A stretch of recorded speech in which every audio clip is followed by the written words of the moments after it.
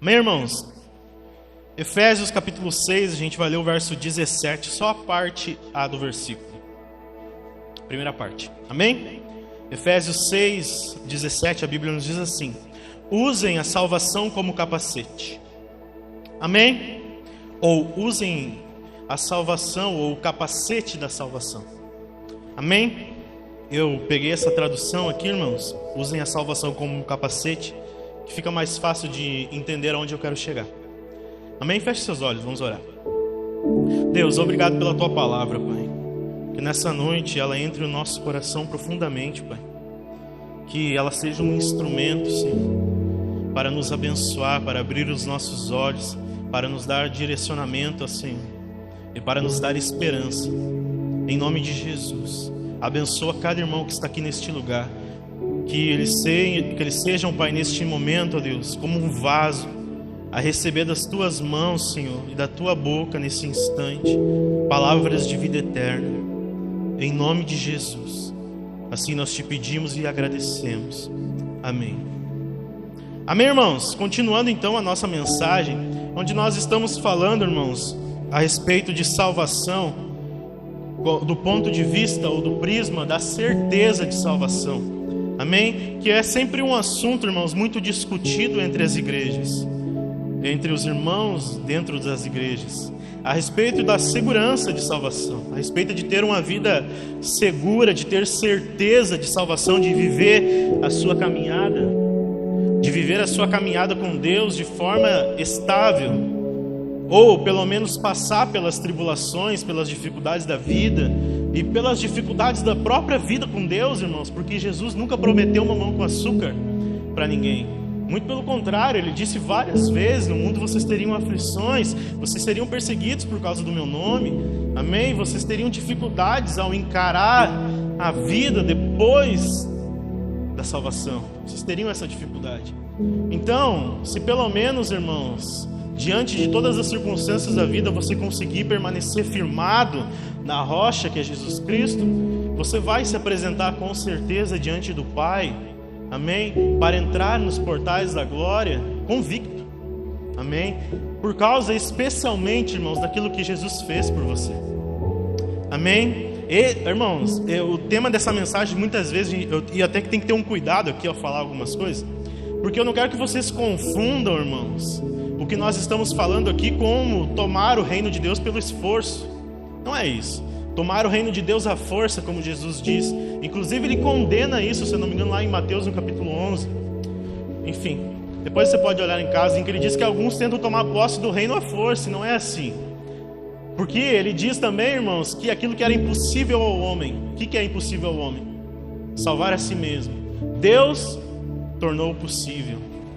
Amém? Ou seja, aquilo que nós recebemos no que diz respeito à palavra de Deus, no que diz respeito à salvação, irmãos, é um dom de Deus, é um presente, é algo que não está baseado nos nossos méritos especificamente, mas sim nos méritos de Cristo.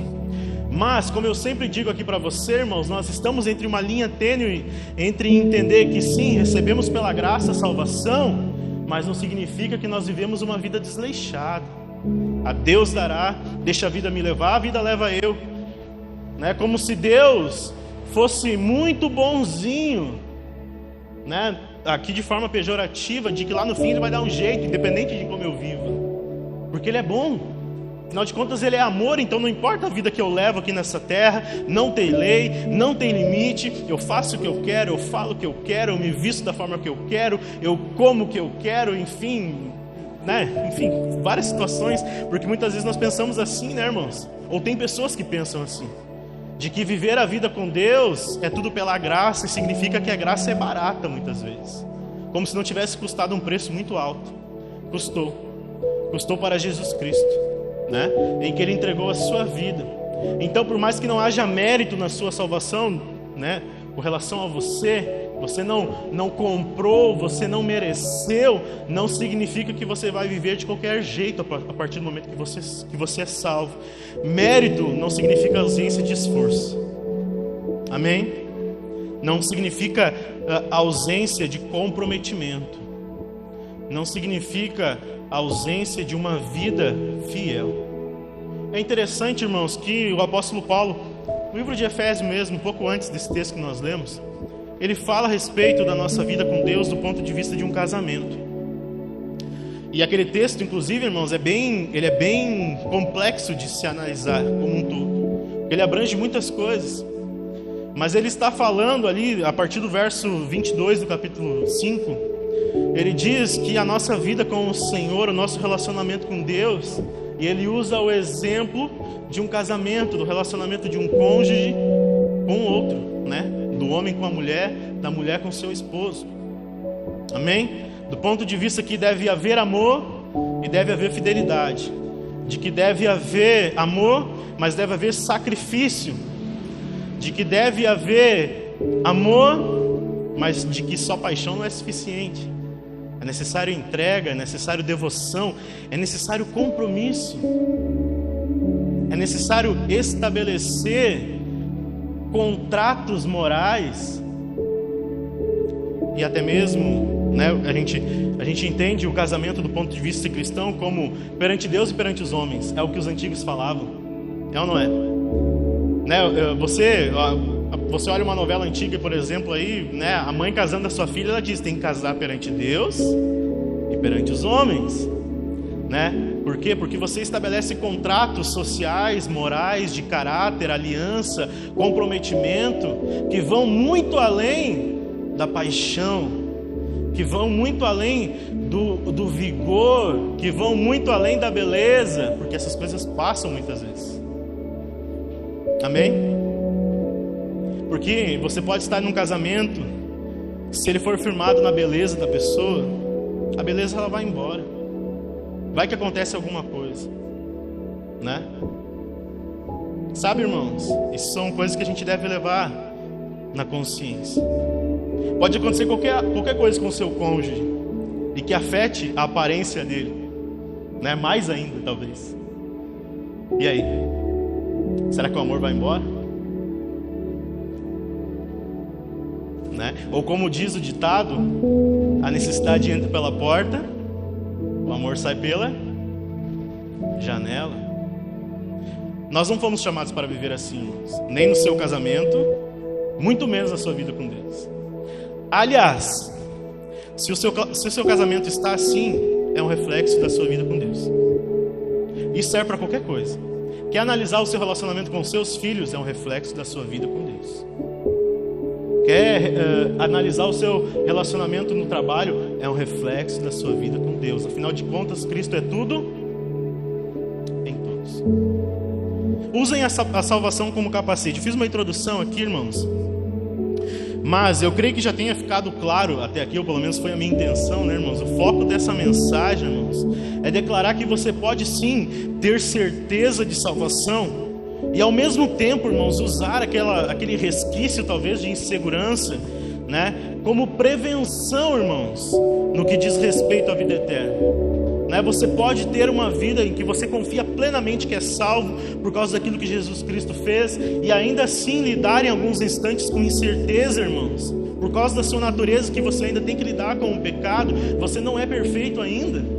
Amém? Então muitas vezes pode ser que você tenha uma certa insegurança. E até mesmo neste momento, irmãos, algo que eu quero chamar aqui nessa noite de preocupação sadia.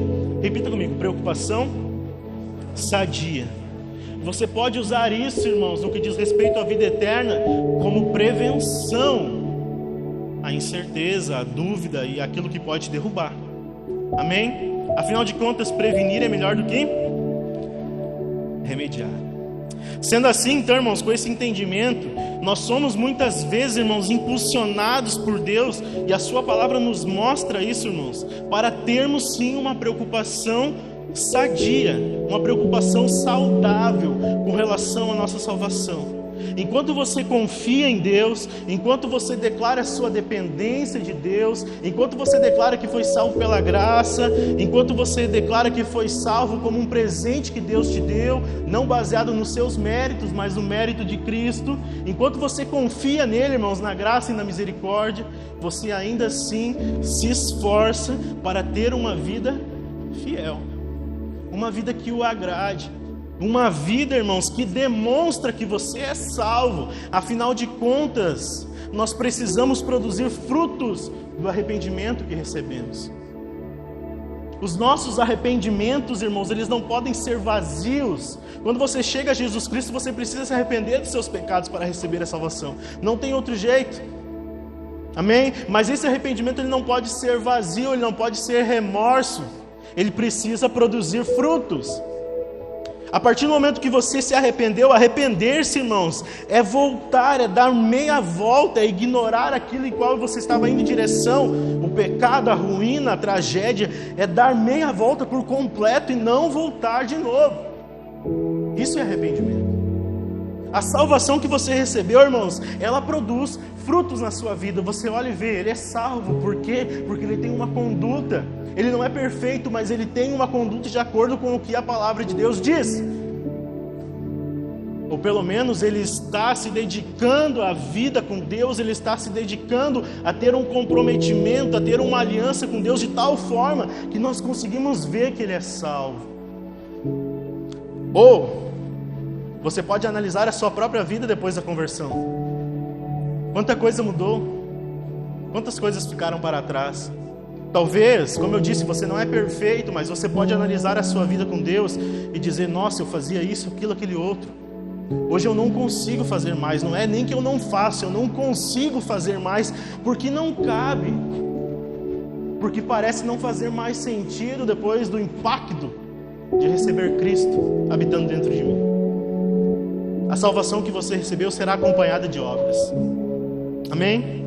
Então, irmãos, a preocupação com a salvação de forma saudável, essa preocupação sadia, ela pode se tornar uma aliada muito grande, irmãos, na sua vida de esforço e comprometimento com Deus. Então você alia a certeza que você tem de salvação a uma vida de comprometimento, irmãos, você terá esperança, você terá certeza, você terá ainda mais convicção, a sua vida vai transcender as coisas deste mundo, você vai viver estável, como firmado numa rocha. Amém, irmãos?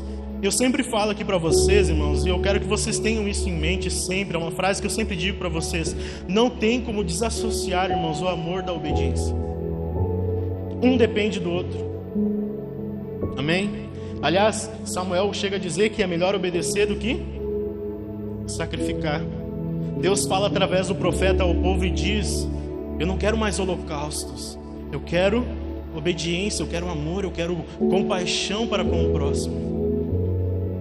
Não tem, irmãos, como você separar uma coisa da outra. Obediência e amor a Deus precisam andar juntos. Um precisa ser suporte para o outro. Amém? Essa preocupação saudável, irmãos, ela entra nesse sentido de entender, irmãos, que por mais que nós sejamos salvos por Deus e não pelas nossas forças, a partir do momento em que somos realmente salvos, irmãos, precisamos viver uma vida dedicada à salvação que recebemos. Como quem valoriza. Lembram o que eu disse na semana passada? Você precisa valorizar a salvação. Isso, irmãos, é viver com segurança. Amém? Quando Paulo fala aqui, irmãos, no texto que nós lemos em Efésios capítulo 6, verso 17, ele fala a respeito das armaduras de Deus, a partir do verso 10. Amém? Quem conhece esse texto? Texto famoso, né, irmãos? As armaduras de Deus. Ele usa a figura aqui de um soldado indo para a guerra, irmãos. E antes de ir para a guerra, ele se arma, ele se equipa, ele coloca equipamentos que lhe tragam segurança, para que ele possa guerrear. Amém? Para que ele não saia sem armas, sem ferramentas para a batalha e seja pego de surpresa, ou não tenha como se defender. Amém? Então ele usa esse exemplo, irmãos, e ele diz para que a gente use então a salvação como um capacete. Repita comigo, salvação como capacete. Quando nós falamos de capacete, irmãos, quando a gente fala capacete, a gente remete a algo que vai na cabeça. Você coloca um capacete, por exemplo, numa obra ou em determinado local em que você está trabalhando porque você quer proteção. Amém? Você quer proteger a sua cabeça. Ou seja, irmãos, Paulo está nos instruindo, irmãos, a protegermos a nossa mente com a certeza que vem da salvação em Cristo. Amém? Ele está dizendo, Cristo o salvou. Usam isso como proteção. Usem isso como proteção. Assim, irmãos, como na maioria das armaduras citadas no texto aqui, irmãos, a questão do capacete aqui, irmãos, também traz uma ideia de defesa, né? De você conseguir se defender indo para a batalha. Amém? Aliás, a maioria das armas ali, das armaduras que ele cita, irmãos, são armaduras de defesa. Só tem uma armadura de ataque, né? Que ele fala da palavra como uma espada. Amém? Por mais, irmãos, que a sua fé ela possa ser testada, que a sua fé possa ser examinada, né? Como Paulo diz lá em Coríntios, no texto da ceia: examine o homem a si mesmo antes de comer do pão e beber do cálice. Por mais que a sua fé possa ser testada, irmãos, examinada, e que a sua preocupação com relação à salvação possa ser positiva, irmãos, positiva no sentido de usá-la como aliado para te levar a um diagnóstico a respeito da sua vida com Deus. Por mais que isso tudo seja muito bom, irmãos, desse ponto de vista, também precisamos entender, irmãos, que viver completamente inseguro quanto à salvação é terrível. Viver de incerteza sobre a salvação é um desastre, irmãos. Pode destruir uma pessoa, pode destruir um crente. Em vez então de uma preocupação sadia, irmãos, que te impulsiona ao amadurecimento da salvação e à vigilância quanto à salvação, muitas vezes a insegurança, irmãos, ela pode, de forma descontrolada, ela pode causar desânimo.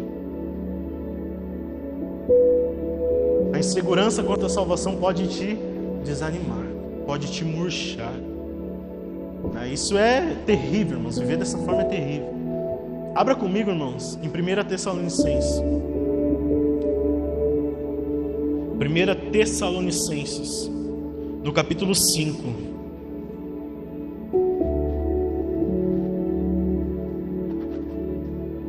1 Tessalonicenses 5.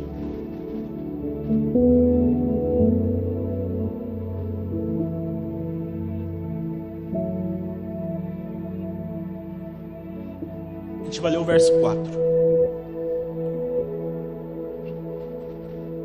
em diante. 1 Tessalonicenses 5, verso 4 em diante.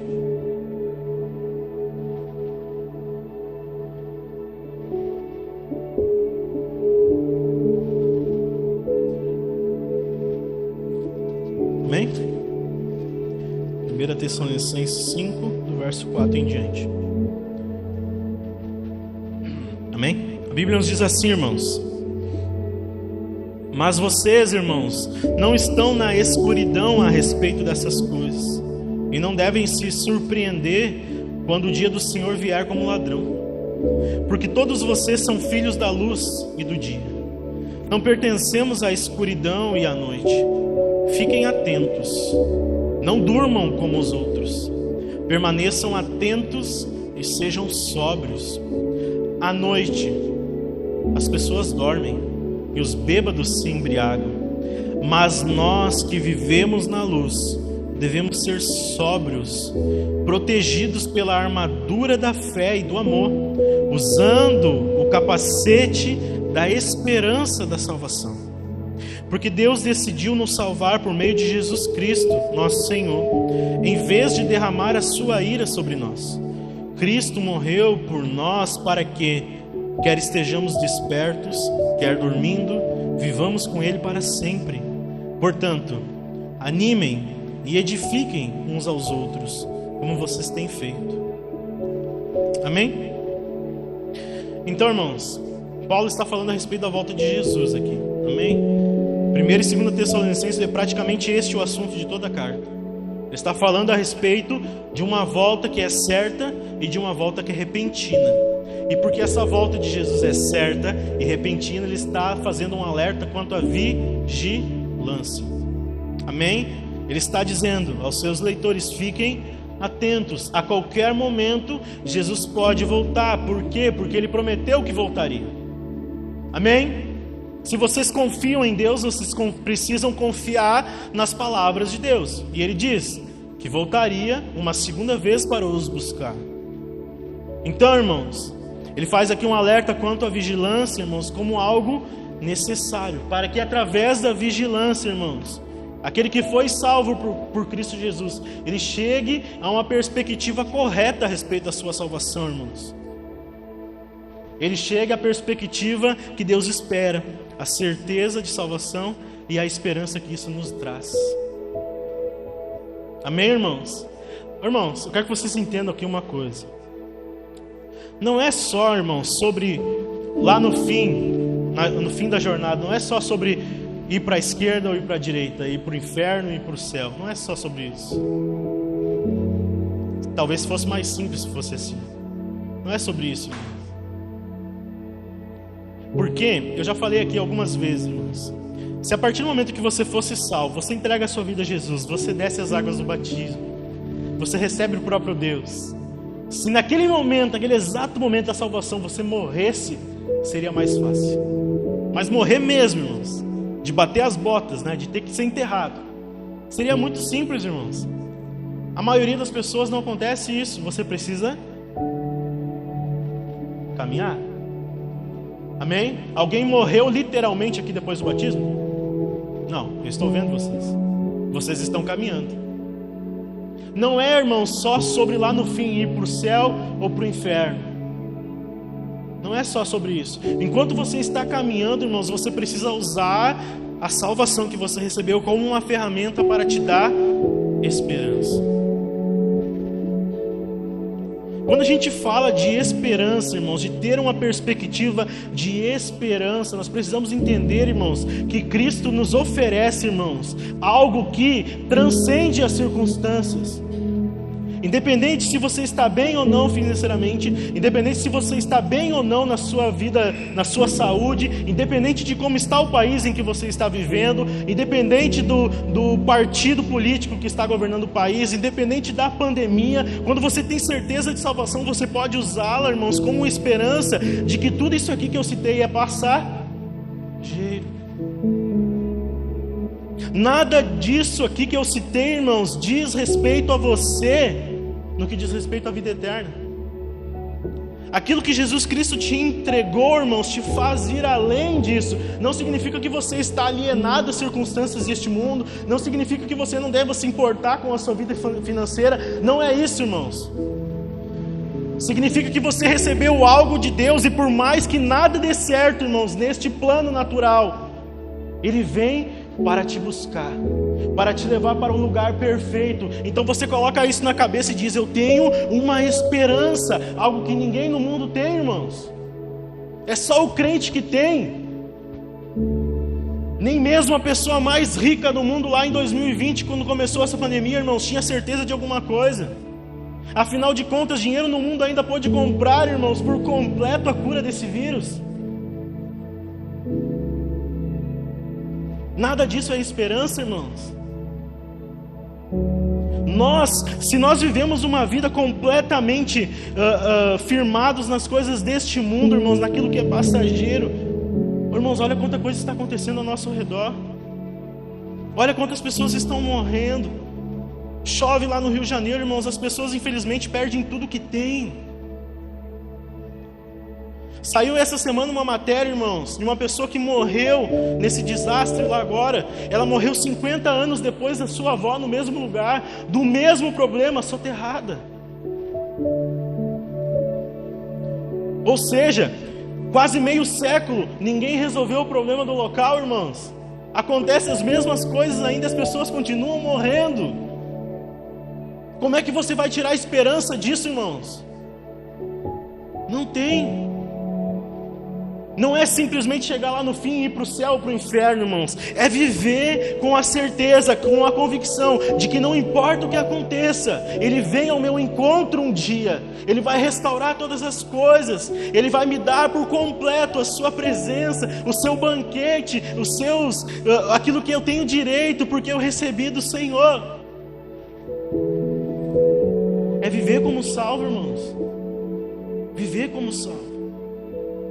Ele diz ali, irmãos, no verso 4 e 5, leia comigo de novo. Ele diz assim: mas vocês, irmãos, não estão na escuridão a respeito dessas coisas, e não devem se surpreender quando o dia do Senhor vier como ladrão, porque todos vocês são filhos da luz e do dia, não pertencemos à escuridão e à noite.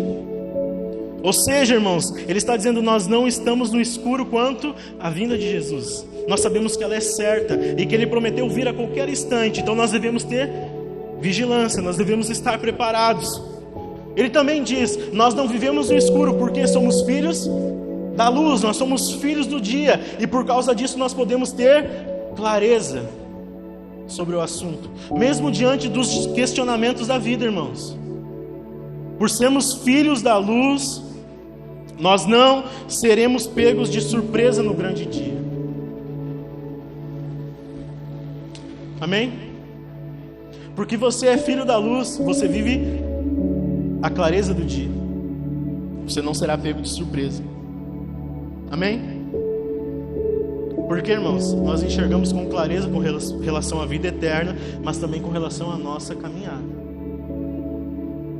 Tanto, irmãos, que no versos 6 e 7, ele faz um alerta ali, irmãos, que é muito interessante.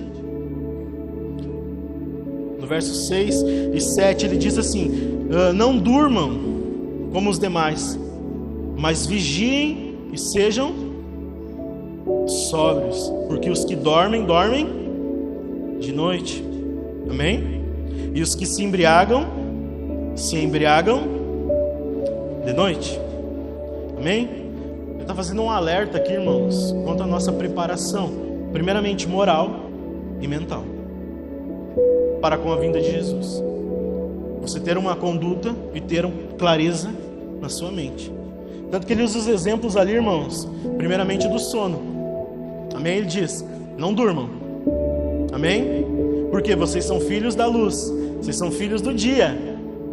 Quem dorme, dorme à noite. E a noite pertence à escuridão. Amém? Então se você é salvo, não durma. Ele está falando aqui de tratar a salvação com indiferença. De ser alguém que não está preocupado com o fato de que Jesus vai voltar a qualquer momento. Amém? Ele vai voltar a qualquer momento. Pode ser agora, pode ser daqui a pouco, pode ser daqui a um ano, ele vai voltar. Ele está fazendo um alerta e dizendo aqui, vocês não podem tratar a salvação, vocês não podem tratar a volta de Cristo com indiferença, como quem está dormindo. Vocês precisam estar acordados. E depois ele usa o exemplo, irmãos, da embriaguez. Ele diz, aqueles que se embriagam, embriagam-se de noite. E de noite é escuro. Vocês são filhos da luz, então vocês não podem ser como os bêbados. Por quê, irmãos? Porque ele está falando, ele está tratando de pessoas que não têm autocontrole. Pessoas que estão vivendo de forma descontroladas, estão anestesiadas pela bebida. É um exemplo, irmãos. Amém? É um exemplo. Eu vejo muito na internet algumas pessoas, irmãos, que falam assim, eu acho estranho isso. Acho muito estranho isso. De que falam assim, hoje eu vou beber até ficar tonto. Como se isso fosse algo positivo. Como assim, eu vou beber? Vou beber socialmente, beleza. Mas beber pra ficar tonto não faz sentido. Quem quer perder o controle, irmãos? Quem quer ficar alienado, anestesiado? Tem até um ditado, né, que eu não vou falar, mas você sabe que o de bêbado não tem dono. É o que a pessoa está falando, bêbado, né? Você faz o que quiser com ele porque ele não tem controle nem sobre si mesmo. Como que isso pode ser algo positivo? Paulo está tratando aqui, irmãos, de pessoas que estão embriagadas, não possuem autocontrole e porque estão vivendo desta forma, estão no escuro. Essas pessoas serão pegas de surpresa. As pessoas serão pegas de surpresa. Qual o objetivo prático disso, irmãos? É o que ele recomenda no verso 8 em diante. Leia comigo. Nós, porém, que somos do dia, sejamos sóbrios, revestindo-nos do capacete da fé e do amor, né? E tendo por capacete a esperança da salvação.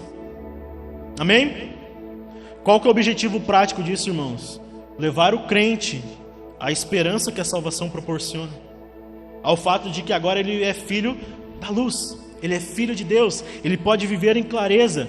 Então ele está dizendo, use o capacete da salvação, ou seja, proteja-se com a salvação. Proteja a sua mente, proteja o seu coração, proteja quem você é como um todo. Use esse capacete, irmãos, para proteger a sua mente, as suas emoções, os seus sentimentos, o seu corpo. Afinal de contas, você é templo do Espírito Santo e deveria se cuidar também, porque você é salvo. Você está entendendo isso, irmãos? Isso precisa nos levar a um diagnóstico, porque eu digo aqui por experiência própria, comer demais não é bom, irmãos. Comer demais não é coisa de salvo.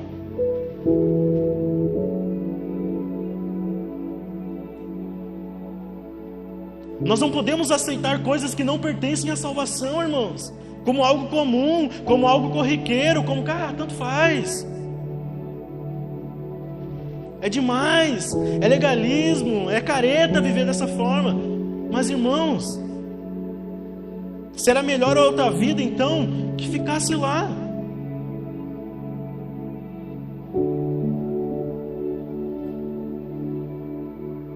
Porque daí está vivendo anestesiado, está vivendo como bêbado, embriagado, então tanto faz. De vez em quando passa um bêbado lá na frente de casa, irmãos, de bicicleta. Não sei porque os bêbados gostam de andar de bicicleta. Eles vão para o bar com a intenção de ficar bêbado. Por que não vai a pé? Mas vão de bicicleta. Que daí torna a volta para casa ainda mais difícil. Se já é difícil ficar em pé, imagina ficar em pé em cima de uma bicicleta. Não faz sentido, irmãos. Mas porque há uma escuridão moral, mental, que os fazem agir assim. E nós não fomos chamados para viver dessa forma, irmãos. Paulo está dizendo aqui, fique acordado e fique sóbrio. Use o capacete da salvação. Como isso é possível, irmãos? Ele fala ali no verso 9 e 10. Leia comigo. No verso 9 e 10. Ele diz assim: porque Deus decidiu nos salvar por meio do nosso Senhor Jesus Cristo, em vez de derramar a sua ira sobre nós. Cristo morreu por nós para que, quer estejamos despertos, quer dormindo. Aqui, deixa eu fazer um ponto aqui. Ele diz assim: quer estejamos despertos ou dormindo. É diferente do sono que ele fala anteriormente. O sono lá, irmãos, é com relação à indiferença. Esse dormir aqui, ele está falando de pessoas que dormiram com Cristo, ou seja, que morreram com Cristo. Amém? Isso é outro assunto. Amém? Mas ele diz: quer despertos, quer dormindo, vivamos com Ele para sempre. Amém? O que ele está dizendo com isso, irmãos? Deus escolheu nos salvar através de Cristo. Amém? Ao invés de derramar a sua ira sobre nós, Ele derramou a sua ira sobre quem? Sobre Cristo. Amém? O que nós merecíamos? A ira. O que Deus nos deu? A salvação. Aquilo que nós merecíamos, Ele colocou em cima daquele que não merecia. Amém? Foi assim que Ele nos escolheu e foi assim que Ele escolheu nos salvar, irmãos. Ele está querendo dizer com isso que o sacrifício de Cristo naquela cruz, meu irmão, é perfeito e plenamente capaz de nos dar certeza de salvação. Afinal de contas, Deus quitou a dívida em Cristo Jesus, a dívida do salvo. Amém? Colocando sobre Ele a responsabilidade, colocando sobre Cristo a condenação, nós podemos ter certeza de salvação. Está entendendo isso, irmãos? Então ele arremata no verso 11 dizendo que com esse entendimento nós devemos nos animar e nos edificar uns aos outros com essa certeza. Amém? Coloque o capacete. Tenha certeza de que você está caminhando em direção à vida eterna e que não importa as batalhas que isso possa ocorrer durante a sua jornada em direção à vida eterna. Não importa o que vai acontecer, se você estiver com o capacete da salvação na cabeça, você terá sempre esperança, porque você está vivendo com certeza para onde você vai. Paulo diz: eu sei em quem eu tenho crido, eu sei que Ele é poderoso. Sabe, irmãos, você tira os olhos de si mesmo, você deixa de ser aquele homem maldito que confia em si mesmo e passa a confiar naquele que estendeu os braços numa cruz e morreu no seu lugar.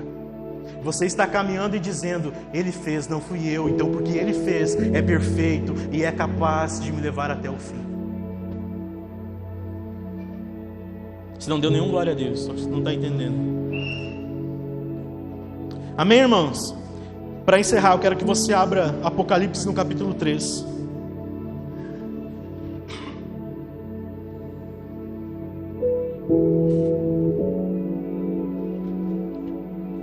Apocalipse capítulo 3. Nós vamos ver, irmãos, um alerta que o próprio Jesus faz a uma das igrejas de Apocalipse com relação a isso, irmãos, com relação à salvação. Apocalipse 3, verso 4, ele diz assim: alguns em Sardes, Sardes é o local onde a igreja ficava, amém, irmãos?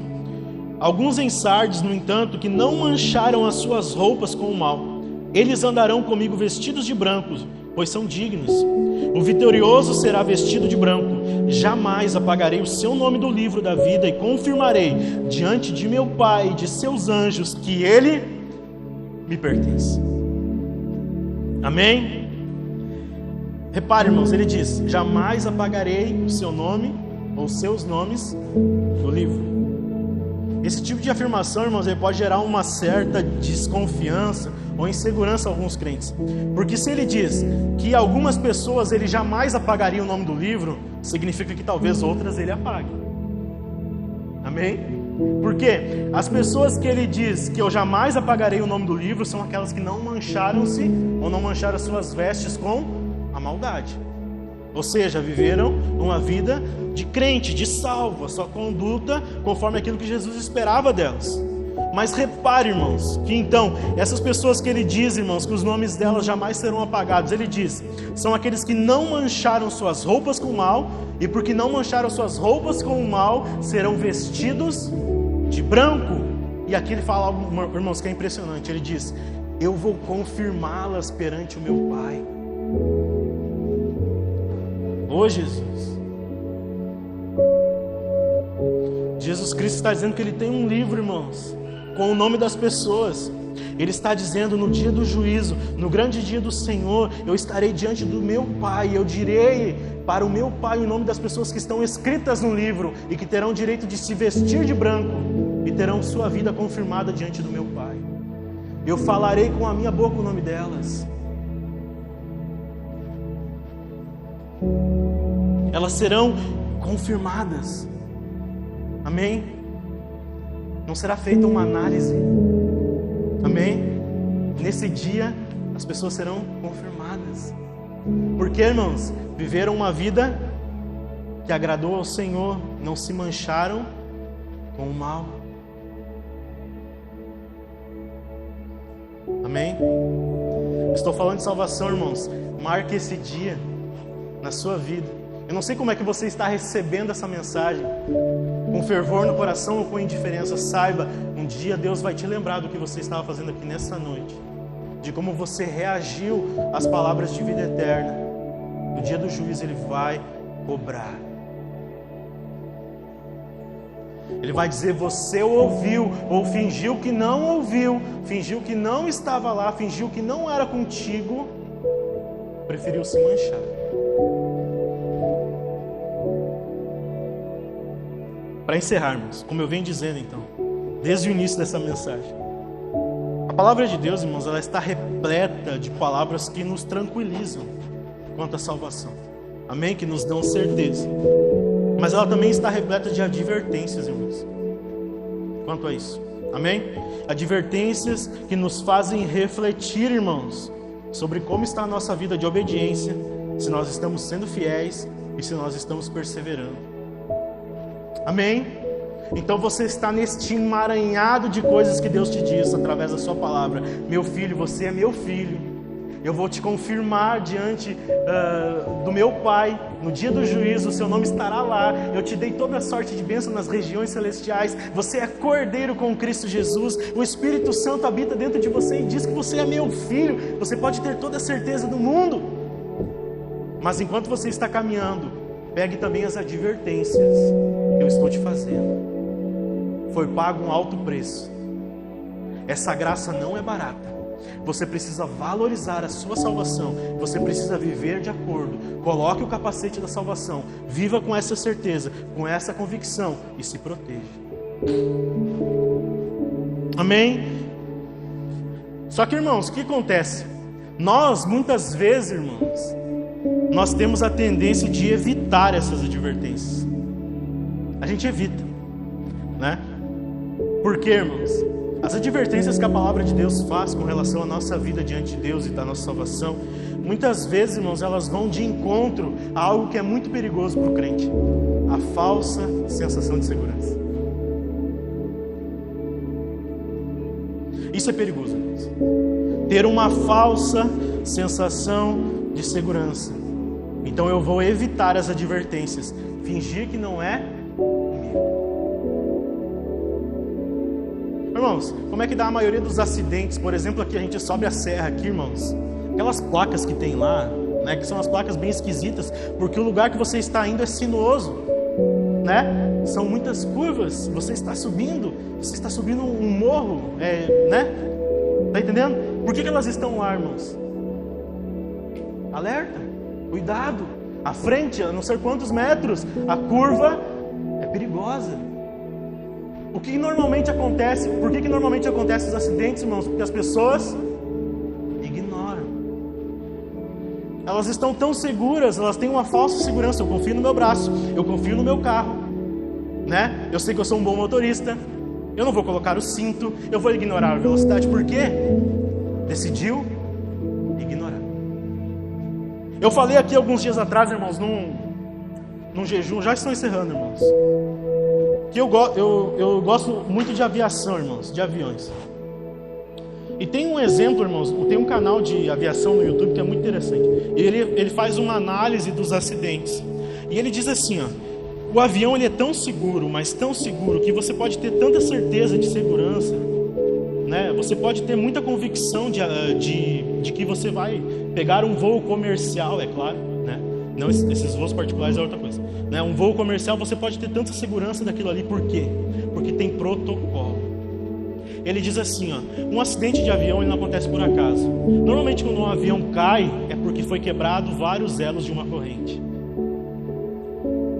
Para que o acidente aconteça existe uma corrente com vários elos. Quebrou o primeiro elo, beleza, dá para consertar. Quebrou o segundo elo, dá para consertar. Quebrou o terceiro elo, dá para consertar. Mas se você vai ignorando os avisos, aí quando estoura lá no último, aí sim, daí deu ruim, né? Por quê? Foi quebrado vários elos de uma corrente que dava certeza, dava segurança, dava convicção de que aquela viagem seria plenamente segura. Está entendendo, irmãos, o que eu estou querendo dizer?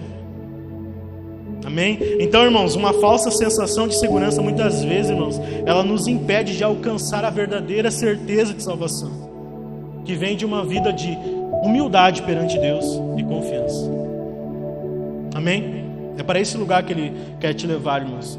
Deus, Ele te prometeu, irmãos, uma esperança que ela não se abala, mesmo em contextos de dificuldade. Você pode ter certeza que o Senhor Jesus venceu por ti, e porque Ele venceu por ti, você será mais do que vencedor também. Amém? É algo que não se abala, irmãos. E o que Ele faz? Ele usa as advertências para provar a nossa fé. Amém? O que cabe a nós, então, irmãos, para resumir aqui? Cabe a nós usarmos, então, o capacete da salvação. Usar a salvação como um capacete, como uma armadura de defesa e proteção, irmãos. E então, seguros, avançar em direção ao alvo. Vire para o irmão do seu lado e diga assim: coloca o capacete. Amém? Se coloque de pé.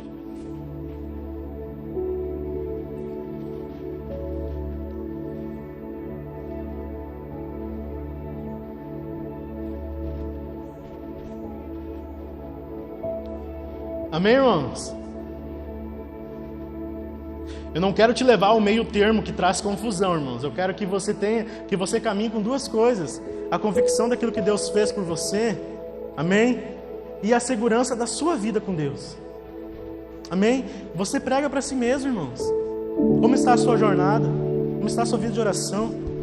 Amém? Quantos livros da palavra de Deus você já leu esse ano? Já leu para ler muitos, irmãos, amém? Tem livros da Bíblia que dá para ler num dia.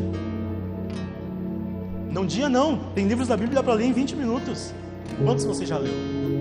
Quantas vezes você já jejuou esse ano? Está entendendo? Você pega a segurança da salvação que Ele te deu e ali é uma vida de comprometimento. No final das contas, irmãos, você vai descobrir uma coisa: que até mesmo a capacidade que você tem de obedecer foi o Senhor que te deu. Amém?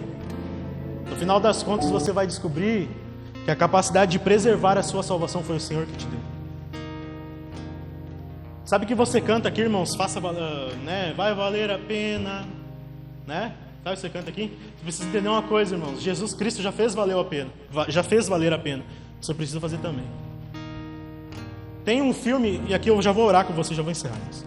Tem um filme, não sei se quem já olhou aqui, o Resgate do Soldado Ryan. Quem já olhou? É antigo, irmãos. Os mais velhos não, né? 99, se não me engano. Quem lembra mais ou menos do filme? Assim? Que eu também não lembro muito bem, mas eu quero chegar num ponto que vocês vão entender. Amém? O que acontece, irmãos? É baseado em fatos reais, né? Segunda Guerra Mundial. Né? E, enfim. O que acontece, irmãos? Eles estavam lá no exército e tal. E eu não vou saber contar todos os detalhes porque eu não lembro. Mas eles estavam lutando contra os nazistas. Né? E daí o que aconteceu, irmãos? Tinha 2 irmãos nessa guerra. Que eles pertenciam ao exército, se não me engano, dos Estados Unidos. E, enfim, eles estavam lá, irmãos, e um dos irmãos morreu na batalha. Um dos irmãos, os 2 foram, mas um eles tinham certeza que morreu e o outro estava desaparecido. Então veio a notícia que um dos irmãos tinha morrido. Né? E daí quando os generais ali, né, os responsáveis, receberam a notícia, eles disseram: não, nós precisamos avisar a família. Só que daí, irmãos, um deles saltou no meio e disse assim: mas nós não podemos avisar a família que um deles morreu se a gente não sabe o que aconteceu com o outro. A gente não tem certeza se ele está vivo, se ele está morto, se ele foi capturado. A gente não sabe de nada, a gente só sabe que um deles morreu. Como é que a gente vai chegar para o pai e para uma mãe e dizer: um deles morreu, o outro a gente não sabe? Como é que eles fariam isso? Então eles disseram: nós precisamos organizar aqui um pelotão e nós precisamos ir ao encontro do soldado Ryan para dar uma notícia para a família, né? E daí começaram um debate assim: cara, como é que a gente vai organizar um pelotão aqui para ir atrás de um homem? Para ir atrás de um homem, né? Como é que a gente vai botar vidas em risco, soldados em risco por causa de um homem? Daí um deles até brinca, irmãos: tomara que ele descubra a cura do câncer, para que vale a pena esse sacrifício, né? Então eles foram, irmãos, e daquele pelotão alguns morreram, tentando resgatar uma pessoa que eles nem sabiam se estava vivo. Mas eles acharam o soldado Ryan. Eles o capturaram com vida, irmãos, machucado, ferido, e trouxeram ele para casa. E puderam entregar à família então dizendo: um deles infelizmente morreu, mas o Ryan está vivo. Daí o filme pula lá para frente, irmãos. O filme pula lá para frente, em que o soldado Ryan, já velho de idade, irmãos, ele está diante dos túmulos daqueles homens que foram ao encontro dele e resgatá-lo. Ele diz: a partir daquele dia, todos os dias da minha vida, eu vivi em prol de fazer valer a pena o sacrifício daqueles homens. Eu disse: eu vou viver a melhor vida possível para que aquelas mortes, aqueles sacrifícios não tenham sido em vão. Eu tenho certeza, já em idade avançada, que eu fiz valer a pena. Está entendendo? Foi isso que Jesus fez, irmãos. Você é o soldado Ryan. Ele gastou muito esforço, muita dedicação para ir ao seu encontro. Você precisa chegar no fim da jornada e dizer: eu fiz valer a pena. Feche seus olhos, vamos orar.